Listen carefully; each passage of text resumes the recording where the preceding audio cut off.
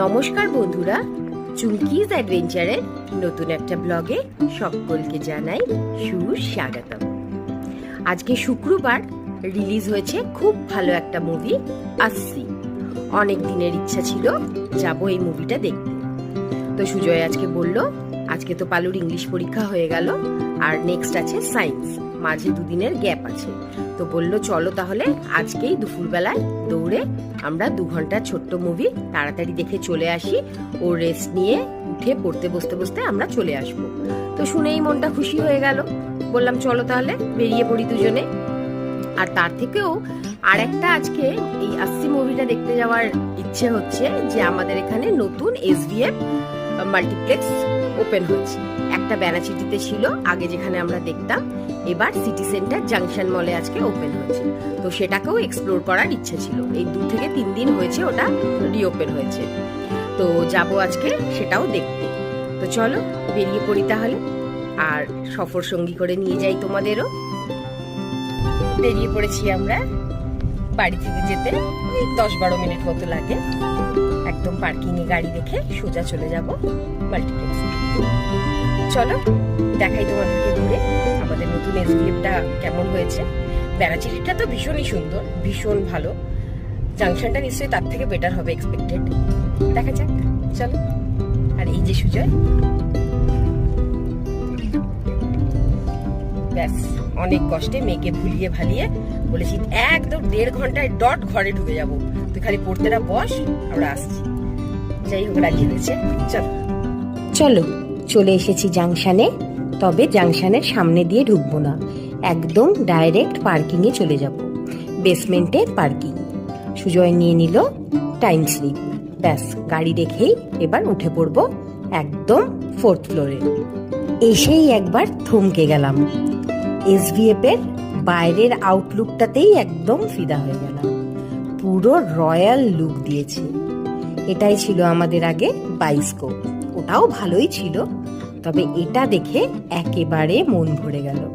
বললাম না, ব্যানাচিটির SVF এর থেকে এই SVFটা এক্সপেক্টেডলি আরো বেটার হবে। আর সত্যিই তাই। চলো এবার ভেতরটাতে ঢুকে ভেতরটাও এক্সপ্লোর করি। কালকেই নাকি সুপারস্টার দেব এসে এই মাল্টিপ্লেক্সটাকে ওপেনিং করেছে, আর আজ থেকেই শুরু হয়েছে শো টাইম। শুনেই ভাবলাম বাহ, ফার্স্ট ডেতেই আমরাও এসেছি। ফ্লোরের কাজ এখনো টুকটাক বাকি আছে, ছেলেরা এখনো কাজ করছে। ভীষণ সুন্দর লাগছে ভেতরটাও, দারুণ, একেবারে চোখ ফেরানো যাচ্ছে না। আর লাইটিং সোর্সটা এত সুন্দর করেছে যে মনে হচ্ছে দাঁড়িয়ে ফটোশুট করি।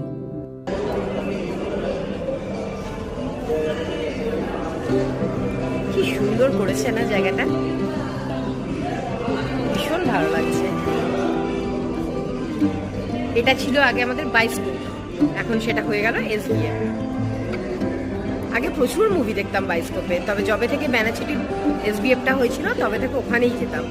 আবার এখানে SVF, চলে এসেছি সিটি সেন্টার SVF।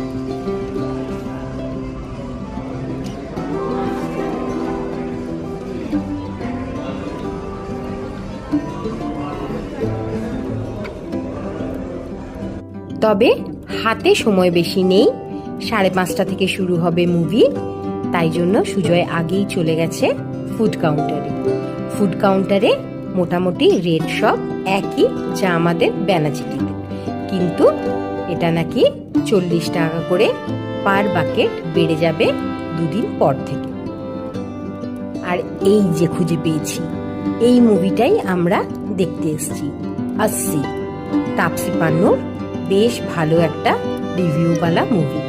আগে দেখি, তারপর তোমাদের রিভিউ দেবো। 3টে স্ক্রিন আছে। আমাদের এই মুভিটা দিয়েছে স্ক্রিন নাম্বার 2 এ। আর এই উপরে ব্ল্যাক সিটগুলো হচ্ছে রেক্লাইনার। SVF ব্যানাচিটির থেকে 50 টাকা করে বেশি। ওখানে নেয় বোধহয় 280 না 300, এখানে 350। মুভি শেষ, ধরেছি বাড়ি ফেরার পথ। তবে মুভিটা যতটা বেটার এক্সপেক্ট করে এসেছিলাম ততটাও ভালো লাগলো না, কিন্তু মুভির যে মেন বিষয়বস্তুটা সেটা এখনকার সমাজে ভীষণই অ্যালার্মিং। তাই জন্য এই টাইপের থিমের উপর মুভি দেখতে আমার বেশ ভালোই লাগে। ঘরে এসেই বসে পড়েছি আচার বানাবো আজকে একটু কুলের আচার। অনেক দিন ধরে পালু ঝামেলা করছে, কিন্তু বাজারে আচার বানাবার মতো ভালো কুলই পাচ্ছিলাম না। আজও পাইনি, তবে যেটুকু পেয়েছি সেটা দিয়েই আপাতত পালুকে একটু আচার বানিয়ে দিই। প্রথমেই একটা কড়াই গরম করে নিয়ে তার মধ্যে 2 চামচ সর্ষের তেল দিয়ে 5 ফোড়ন দিয়ে যে কুলগুলোকে আমি ধুয়ে শুকিয়ে রেখেছিলাম সেই কুলগুলোকে দিয়ে একটু তেলের মধ্যে নাড়িয়ে নিয়েছি। এইটুকু কুল আমার 7 দিনও যাবে না। পালু সকালে ঘুম থেকে উঠে থেকে রাত্রে শুতে যাওয়া পর্যন্ত শুধুই চুরি করে করে আচার খায়। ও ভীষণ ভালোবাসে মিষ্টি আমের আচার আর কুলের আচার, সেই জন্য আজকে ওর জন্য অল্প করে দিচ্ছি। বাবাকে বলে রেখেছি যদি বানপুরে ভালো কুল ওঠে তাহলে 5 কিলো নিয়ে নিও, একবারে বেশি করে আচার করে রেখে দেব। 10 থেকে 15 মিনিট কুলটা ভালো করে তেলের মধ্যে নাড়িয়ে নিয়ে তারপর এর মধ্যে দিয়েছি ভিজিয়ে রাখা তেঁতুলের কাঠ। এটা দিলে কুলের আচারের টেস্টটা অনেকটা বেড়ে যায়। কুলটার মধ্যে দিয়েছি সামান্য নুন। মিষ্টি জিনিসে একটু নুন দিলে টেস্টটা অনেক বেশি এনহ্যান্স হয়। 5 মিনিট আবারও কুলটাকে নাড়িয়ে নিয়ে এর মধ্যে দিয়ে দিয়েছি গুড়টাকে একটু জল দিয়ে লিকুইড করে ভালো করে ছেঁকে নিয়ে সেই গুড়ের রসটা। আমি এখানে ভেলি গুড়ই ব্যবহার করেছি, আখের গুড় পাওয়া যায়নি। আখের গুড় হলে টেস্টটা অনেক বেশি বেটার হয়। ব্যাস, ঝামেলার কাজ শেষ। কুল এবার নিজে নিজেই গুড়ের মধ্যে ফুটতে থাকবে। এই সময় আমি বানিয়ে নেব একটা আচারের মশলা। কুলের আচারের মশলার মধ্যে আমি নিয়েছি ধনে, মৌরি, জিরে, শুকনো লঙ্কা, তেজপাতা, কালো জিরে আর সামান্য মেথি। সব কিছুকে ভালো করে ড্রাই রোস্ট করে একটা ফাইন পাউডার বানিয়ে রেখেছি। গুড়টা বেশ ফুটছে, কিন্তু এখনো মশলা দেওয়ার সময় আসেনি। কুল আর গুড়ের কালারটা চেঞ্জ হয়ে যখন একদম কালো মতো কালার আসবে তখন এর মধ্যে অ্যাড করব ভেজে রাখা ড্রাই রোস্ট করা কুলের মশলাটা দিয়ে সমস্ত কিছুকে ভালোভাবে মিক্স করে আবারও কুলটাকে ফুটতে দিতে থাকবো। প্রায় 90% আচারটা হয়ে এসছে। তবে যখন থেকে আচারটা বসিয়েছি পালু আমাকে অস্থির করে দিচ্ছে কখন দেবে। যাই আগে ওকে একটু গরমই দিয়ে আসি, খেয়ে বলুক কেমন টেস্ট হয়েছে। আর একটু ফুটুক, তারপরে আঁচটাকে বন্ধ করব। তবে আমি আচারটাকে একটু ঝোলঝোলই রাখবো, কারণ যখন ঠান্ডা হয়ে যাবে গুড়টা আরও শক্ত হয়ে যাবে। আর 2 দিন রোদে দিলে একদম কাঠের মতো আচারটা শক্ত হয়ে যাবে। অত কাঠের মতো শক্ত আচারও ভালো লাগে। কিরে পড়ছিস? এনে একটুখানি আচার দিলাম, কিন্তু সাবধানে বই যেন না পড়ে। খেয়ে বল কেমন হলো।